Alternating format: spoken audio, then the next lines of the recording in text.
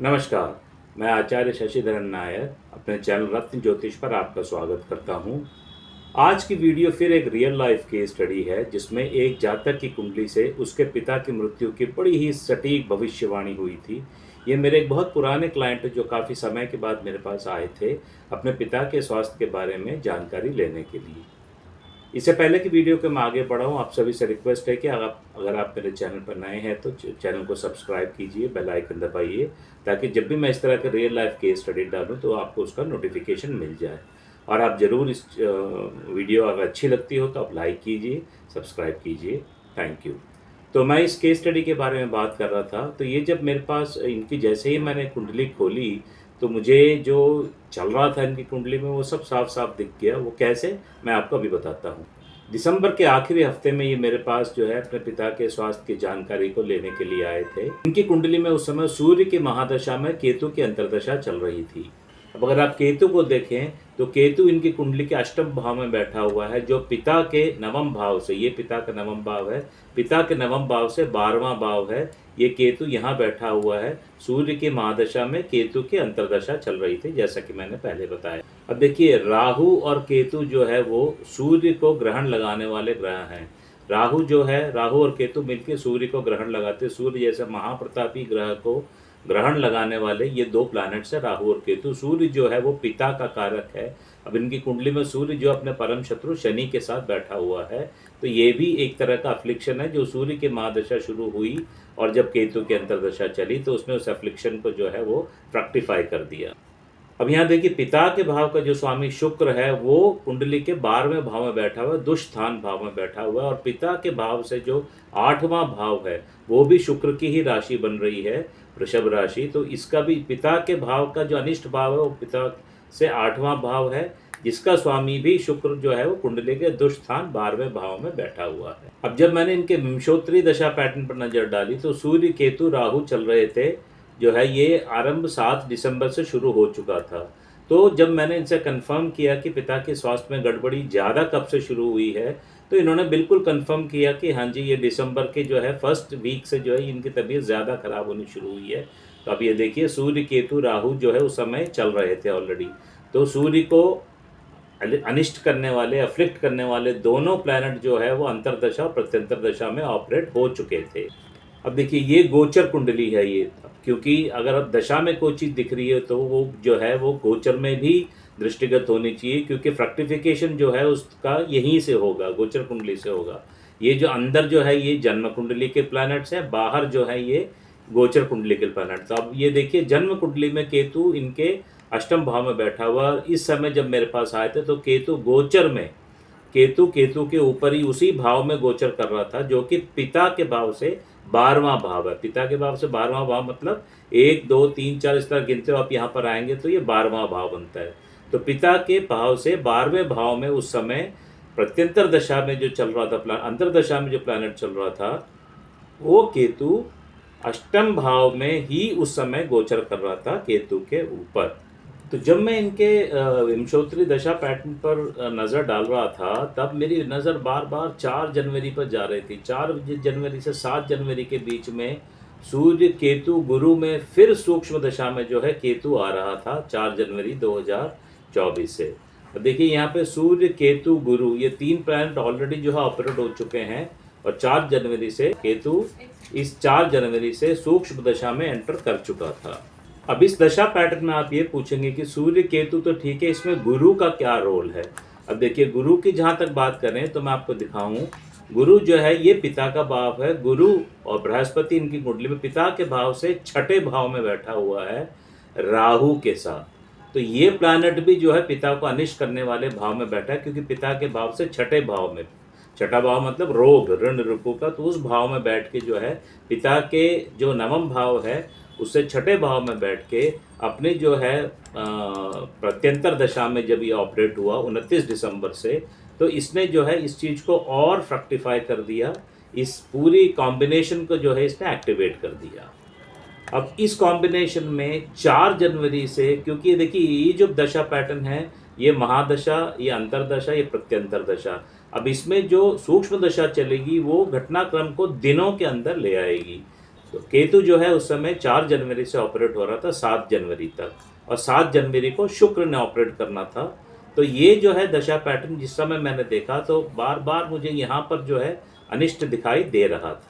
अब आप नीचे दिए गए जो क्लिप है उसको सुनिए। उस क्लिप में जो है आपको उस फ़ोन कॉल के कुछ अंश हैं दिए गए हैं, जिसमें कि आपको जो हमने डिस्कस किया वो स्थिति पता लगेगी किस तरीके से क्या बातचीत हो रही थी। उस फ़ोन कॉल में जो है मैंने उनको व्हाट्सएप के ऊपर ये पूरी की पूरी जो कॉम्बिनेशन अब डिस्कस करी है ये सारा मार्क करके भेजा हुआ था कि भैया अब ये देखिए क्या हालत है इस समय, कौन कौन से प्लैनेट इन्वॉल्व हो रहे हैं। तो आप इसको सुनने से आपको ये आपको लग जाएगा कि जिस समय ये बात हो रही थी उससे काफ़ी दिनों बाद के लिए ये जो घटनाक्रम है इसको मैंने पहले ही बता दिया था। अब इसको आप ज़रा थोड़ा ध्यान, सिर्फ वही अंश में दिए हैं क्योंकि प्राइवेसी के लिए मैं पूरी कॉल नहीं दे रहा हूँ, वही अंश दिए जिसमें हमने ये डिस्कस किया था। उन्होंने मेरे से पूछा, मैंने उनके बात का जवाब दिया। हेलो। हाँ जी शशि जी। हाँ, ओके। 12 तारीख तक जो है बहुत मुश्किल टाइम है, क्योंकि बुरी तरीके से तुम्हारा सूर्य केतु चल रहा है इस समय, ठीक है। 15 अक्टूबर 2023 से सूर्य केतु है, वो सूर्य केतु में अगर हम आगे देखें तो इस समय शुक्र चल रहा है जो तुम्हारी कुंडली का फादर का भाव है, और फादर के 8वां भाव मतलब मृत्यु का भाव है, तो वो अभी इस समय चल रहा है। बहुत मुश्किल है 12 तारीख, मुझे लगता नहीं है 12 तारीख टच कर पाएगी ये situation. Not looking at all helpful in any which way. तो अगर मैं ये कह दूं कि आप ये करा लो वो करा लो, कोई फायदा नहीं है। इसमें शशि जी 7 जनवरी बता रहा हूं मैं, जब सूरज जो तुम्हारे नेटल सूरज के ऊपर आएगा, बस वो एंड दिख रहा। फादर के भाव से सारे मारक भाव एक्टिवेटेड है इस समय।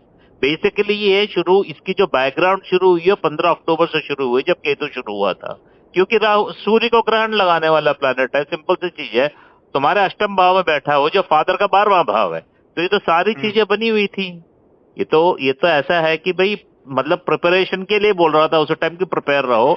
अब जैसे ही वो दशा ऑपरेट हुई और ट्रांजिट, कुछ हम ऐसा कर सकते हैं जिससे उनकी मुक्ति हो जाए, कोई ऐसी चीज, कोई दान दक्षिणा, कोई ऐसी चीज। सुनो आप, गौशाला है हमारे वहाँ पे आसपास है, तो हम गौशाला जा सकते हैं। तो आप वहाँ पे जाके हम क्या करें? आप अभी जाना है गौशाला में और बच्चे कटाने का मतलब है आपने वो गौ आपकी हो गई, तो वो एक बछड़े का पूंछ पकड़ के, अगर वो पंडित और वो जो 7 तारीख का बता रहे, 7 तारीख को क्या मतलब 7 तारीख तक क्या 7 तारीख को, मैं इसलिए कह रहा हूँ कि sun is the significator of father, पिता का कारक है।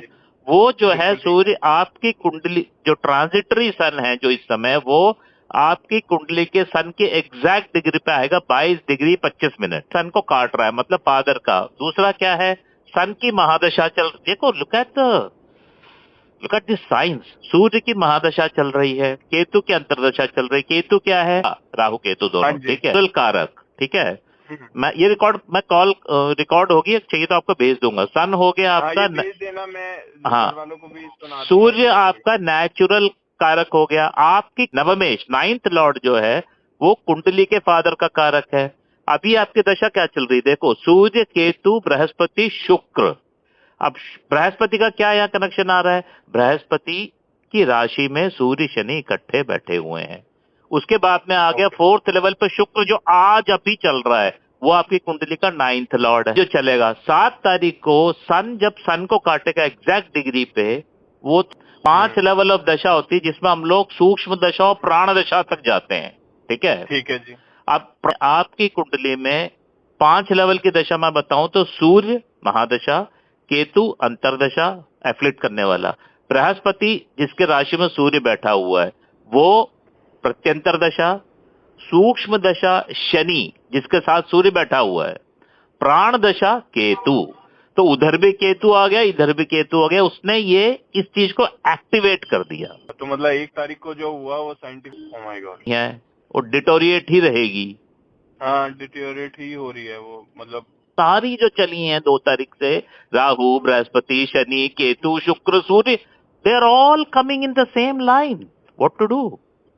इस कॉल में आपने सुना होगा, मैंने बहुत ही स्पष्ट तरीके से कह दिया था कि 7 जनवरी जो है बहुत ही डिफ़िकल्ट डे रहेगा।